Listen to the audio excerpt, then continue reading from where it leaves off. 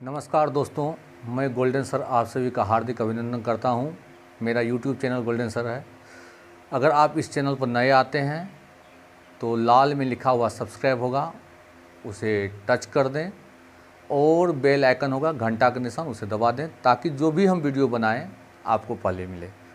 दोस्तों, आज जो हम बताने जा रहे हैं वो आपको 5 सब्जेक्टिव टॉप क्वेश्चन पढ़ाने जा रहे हैं जो कि एग्ज़ाम में आता है या इस टाइप का आता है। चाहे तो आपको ये क्वेश्चन ही आ सकता है या इस टाइप का क्वेश्चन आएगा तो आप इसको बना दीजिएगा और आपको कोई समस्या नहीं होगा। दोस्तों, ये क्वेश्चन आप देख रहे हैं और इस क्वेश्चन से हम स्टार्ट कर रहे हैं और टॉप 5 क्वेश्चन आपको अभी हम बताएंगे। आप शुरू से अंत तक देखें और आप कॉपी कलम ले करके बैठें और इसको लिख लें। बिहार बोर्ड का टॉप 5 क्वेश्चन आपको हम बताने जा रहे हैं। मैथमेटिक्स का टॉप 5 क्वेश्चन है और यह कई बार आता है।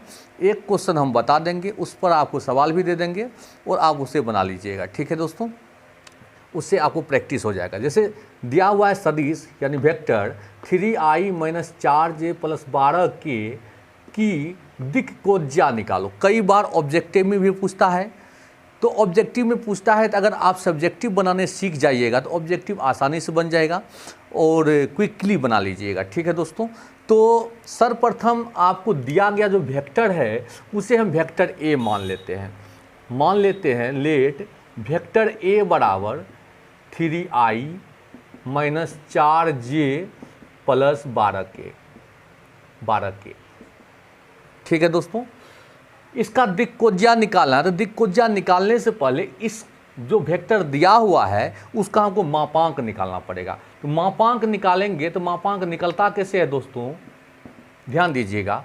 i का जो गुणांक है उसका स्क्वायर कर देंगे, j का जो गुणांक है उसका स्क्वायर कर देंगे और k का जो गुणांक है उसका स्क्वायर कर देंगे और सबको जोड़ देंगे और रूट चढ़ा देंगे तो वो हो जाएगा मापांक।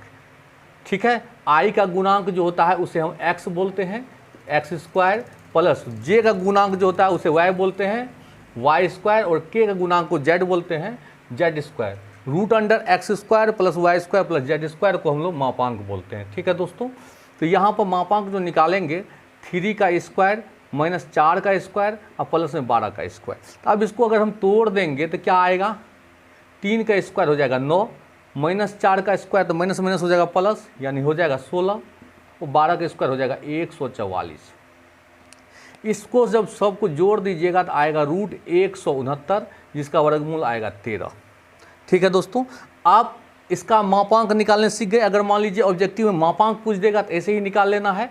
i का गुणांक जो रहेगा उसका स्क्वायर, j का जो गुणांक रहेगा उसका स्क्वायर और k का जो गुणांक रहेगा उसका स्क्वायर करके रूट चढ़ा देंगे, वो मापांक कहलाता है। ठीक है दोस्तों, मापांक निकल गया। जितना मापांक निकला उससे आप इसमें भागा दे दीजिए। ठीक है, अब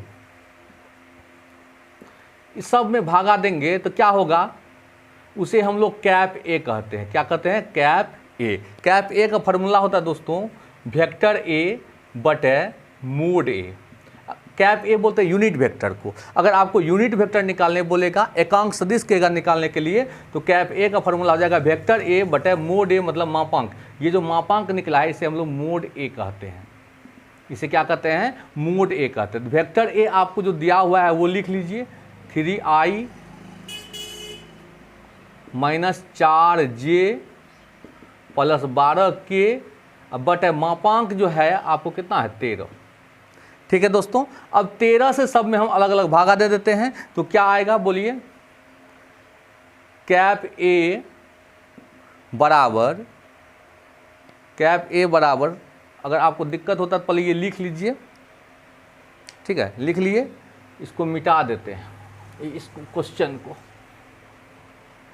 देखिए कैप ए बराबर क्या आया, सबका अलग अलग बटे कर दीजिए तो 3/13 i, कैप i भी लिख सकते हैं या आप इसको ऐसे भी लिख सकते हैं, -4/13 वेक्टर j, तीर को वेक्टर पढ़ते हैं, प्लस 12/13 वेक्टर के। कहीं कहीं पर वेक्टर लिखा रहता है, कहीं कहीं पर कैप भी लिखा रहता है, तो दोनों यूज कर सकते हैं, कोई दिक्कत नहीं है।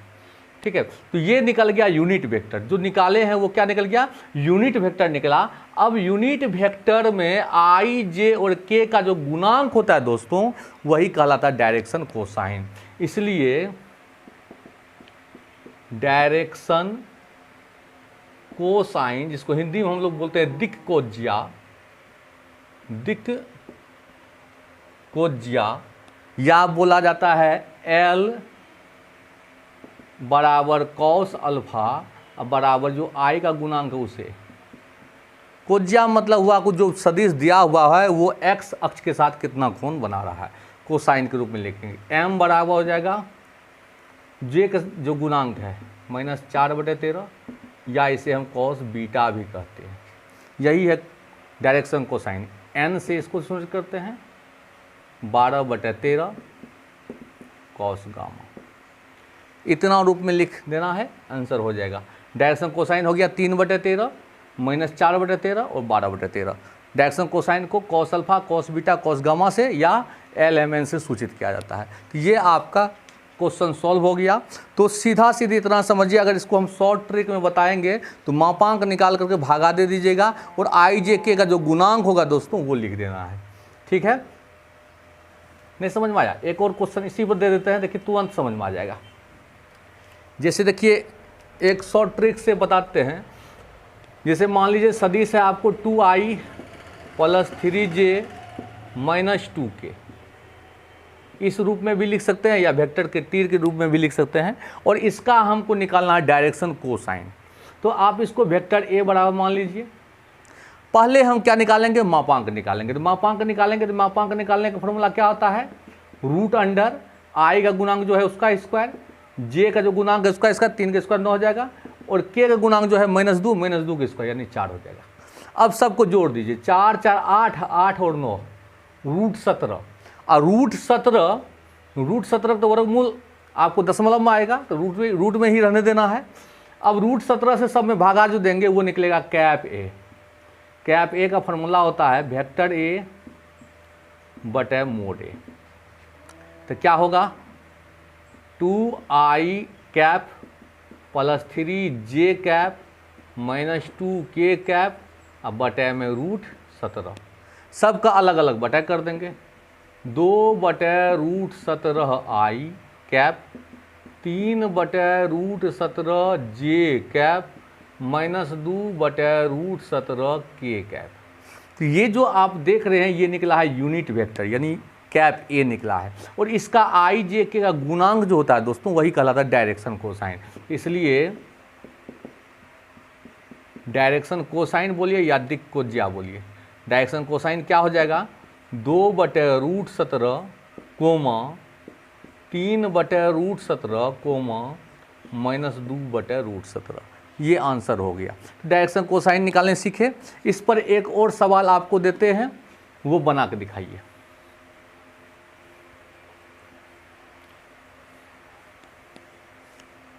सवाल है वेक्टर a बराबर i + j और +k, इसका हमको डायरेक्शन कोसाइन निकालना है दोस्तों।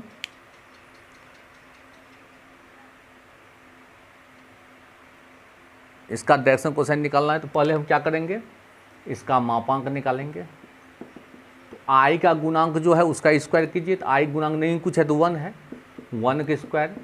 j का गुणांक नहीं कुछ है तो 1 है, 1 के स्क्वायर, और k का गुणांक नहीं कुछ है तो 1 है, 1 का स्क्वायर, यानी हो जाएगा √3। मोड a हो गया √3।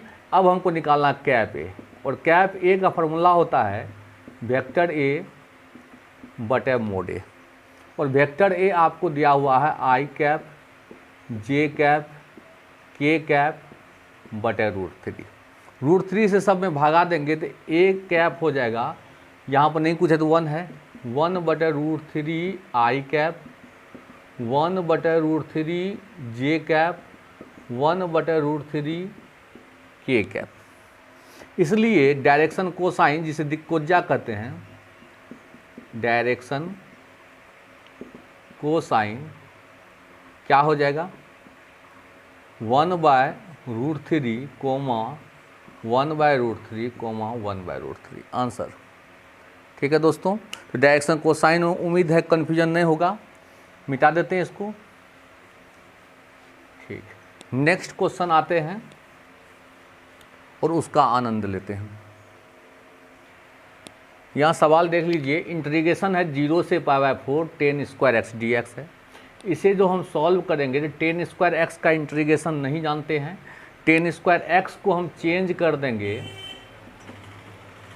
sec² x - 1 में, क्योंकि tan² थीटा का फॉर्मूला होता है sec² थीटा - 1। तो tan² x को हम लिख सकते हैं sec² x - 1, ये फॉर्मूला हम कन्वर्ट कर दिए। अब जो है हम इंटीग्रेशन निकालेंगे। sec² x का इंटीग्रेशन होता है tan x, sec² x का इंटीग्रेशन क्या हो जाएगा 10x, 1 का इंटीग्रेशन x के तुलना में हो जाएगा x, 1 का होता है x के तुलना में x, 2 का 2x, 3 का 3x, जो रहेगा वो बताए हैं इससे पहले वीडियो में। और लिमिट जो है आपको, इसे लिमिट कहते हैं, वो बैठाएंगे 0 से π/4। ठीक है दोस्तों, फिर समझ जाइए, tan² x का फॉर्मूला नहीं होता है, तो tan² x को बदल दिए sec² x - 1 में। अब sec² x किसका डिफ्रेंसिएशन होता है, तो tan x का, और 1 किसका डिफ्रेंसिएशन होता है, x का, x का डिफ्रेंसिएशन 1 होता है, इसलिए 1 का इंटीग्रेशन x हो जाएगा। tan x का डिफ्रेंसिएशन sec² x होता है, इसलिए sec² x का इंटीग्रेशन tan x होगा।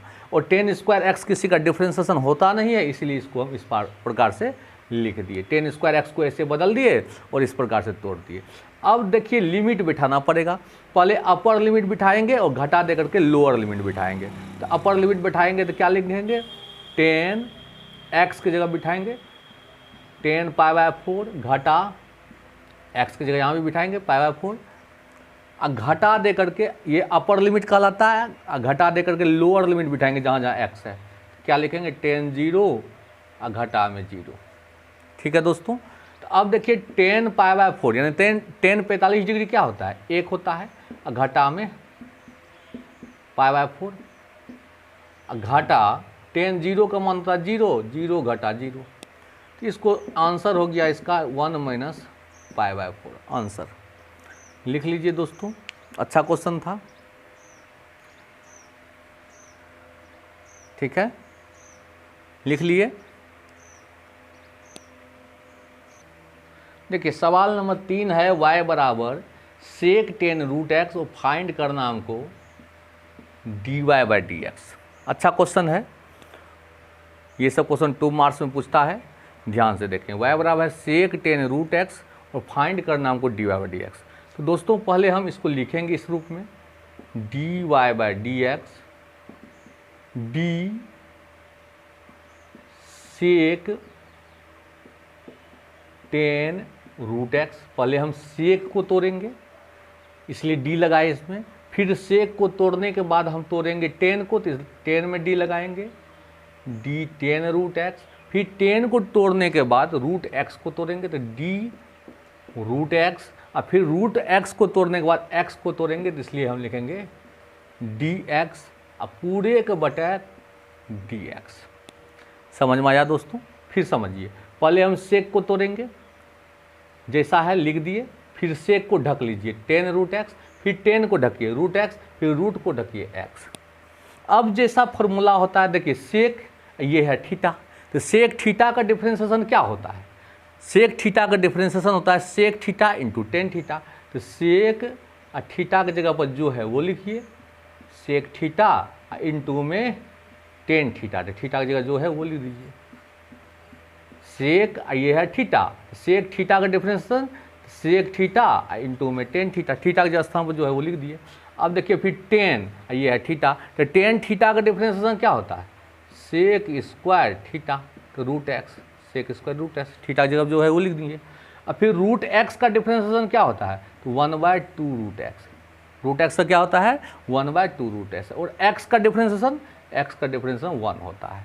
तो इसको अगर हम मल्टीप्लाई करके लिखेंगे तो जो सबसे छोटका है उसको आगे में लिखिए 1/2 इंटू में sec² जो है ये लिख दीजिए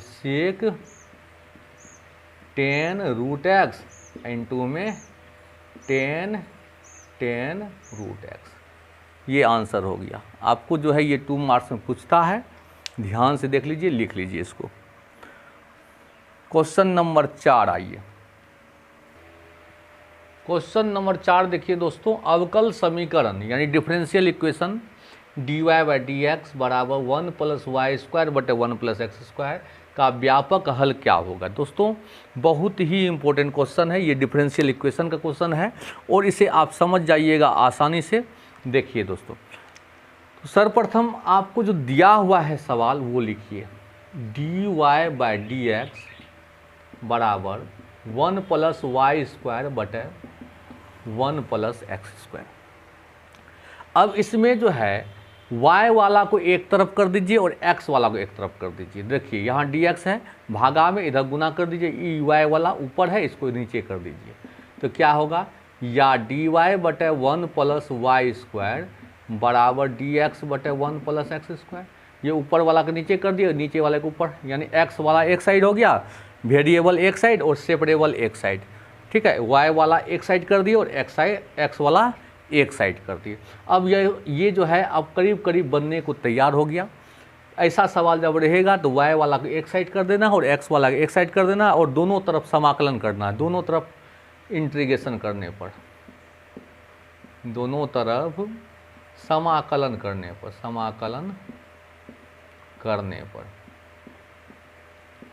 दोनों तरफ जब इंटीग्रेशन करेंगे दोस्तों, तो इंटीग्रेशन dy बटे 1 + y² बराबर इंटीग्रेशन dx बटे 1 + x²। अब देखिए इंटीग्रेशन एक फॉर्मूला होता है, इंटीग्रेशन dx बटे 1 + x², जिसका फॉर्मूला होता है दोस्तों tan inverse x। Integration dx बटे 1 + x² का फॉर्मूला होता है tan इनवर्स x। तो इंटीग्रेशन dy बटे 1 + y² उसी तर्ज पर है।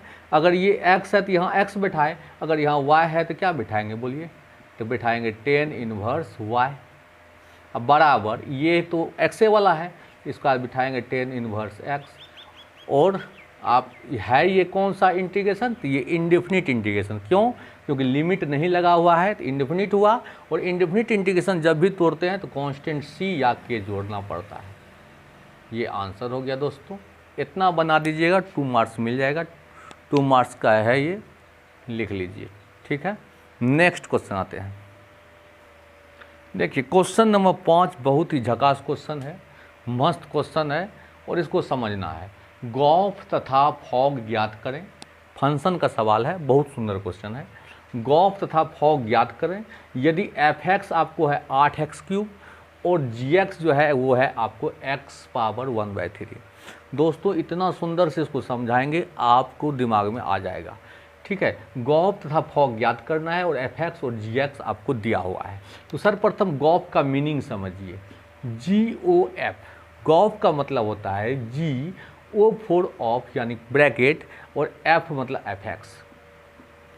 समझ में आया बात, G लिख दिए, O for bracket, of, F है तो f(x) और यहाँ G रहता तो gx, जो रहेगा वो दे देंगे। ठीक है, तो गॉफ का मतलब हुआ G कोस्ट f(x). ठीक है, तो G तो लिख दिए और f(x) का मान देखिए क्या है, तो f(x) का मान आपको दिया हुआ है 8x³ f(x) का मान है 8x³, क्वेश्चन में ही दिया हुआ है।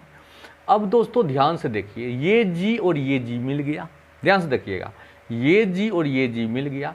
x के स्थान पर कौन बैठा है 8x³, x के स्थान पर कौन बैठा है 8x³।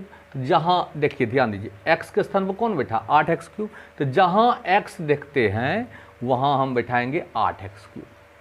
x के स्थान पर यहाँ पर 8x³ है, जहाँ पर आप x देखते हैं वहाँ बिठाएंगे 8x³। तो क्या हाल होगा, इस x के स्थान पर हम 8x³ बैठाएंगे तो क्या हाल होगा 8x³, x के स्थान में बैठा दिए 8x³ और उसका पावर है 1/3। समझ में आया बात, G मिल गया, x के स्थान पर कौन बैठा है 8x³। तो इधर जहाँ पर x है उस x के स्थान पर हम 8x³ बैठा देंगे। समझे बात, G मिल गया, x के स्थान पर बैठल है 8x³। तो जहाँ इसमें G वाला में जहाँ x बैठल है वहाँ x के जगह पर 8x³ बैठा दीजिए। अब देखिए दोस्तों, 8 को हम लिख सकते हैं ऐसे 2 का क्यूब, 2 का क्यूब 8 होता है, ये हुआ x क्यूब और उसका पावर 1/3। ठीक है, इसको हम ऐसे भी तो लिख सकते हैं 2x का होल क्यूब और उसका पावर 1/3, दोनों में पावर 3 था तो 2x का होल क्यूब पावर 1/3, और ये 3 कट गया तो बन गया क्या 2x। समझे दोस्त, गॉफ निकाले कैसे, तो GOF, GO for cost, fx मान ये है बिठा दिए, fx मान 8x क्यूब था बिठा दिया। अब g का है तो g का जात खोजिए कहाँ पर है, तो g का जात यहाँ मिल गया। x के स्थान पर कौन बैठा है, तो 8x क्यूब था। इसमें जहाँ x है वहाँ 8x क्यूब बैठा देना, क्या तो ये तो निकालना है, तो जहाँ x था वहाँ 8x क्यूब बैठा दिया, पावर 1/3 तो 1/3 दे दिए। 8x क्यूब को हम 2 क्यूब x क्यूब यानी 2x का होल क्यूब लिख सकते हैं, पावर 1/3, 3 कट गया 2x। समझे, अब इसी में हमको गॉफ तो निकाल लिए, इसी में अब फॉग निकालना है। देखिए फॉग कैसे निकलता है।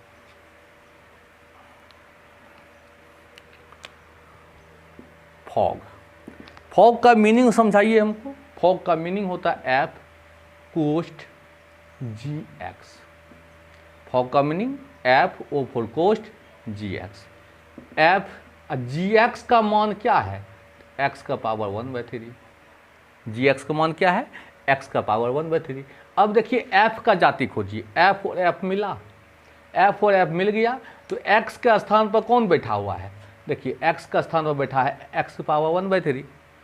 f और f मिला, x के स्थान पर कौन बैठल है, x की पावर 1/3। तो इसमें जहाँ x है वहाँ x की पावर 1/3 बैठाएंगे, तो क्या लिखेंगे 8, इसी का लेंगे 8, x के स्थान पर क्या बैठाएंगे, तो x की पावर 1/3 और उसका पावर 3 है तो इसका पावर 3 देंगे। फिर समझिए f मिला, x की जगह पर क्या बिठाना है, तो x की जगह पर x की पावर 1/3 बिठाना है, तो जहाँ x है वहाँ x की जगह 1/3 बिठाइए, x 1/3 बिठा दिए, आप पावर में 3 दे दिए, ये 3 कटा 8x, आंसर हो गया। तो ये टॉप 5 क्वेश्चन था, और इससे आपको क्या फ़ायदा हुआ दोस्तों, और क्या समझने में दिक्कत होता है वो ज़रूर बताएं, और इसी प्रकार से आप लोग को हम अच्छा से अच्छा क्वेश्चन प्रैक्टिस कराते रहेंगे। तब तक के लिए नमस्कार।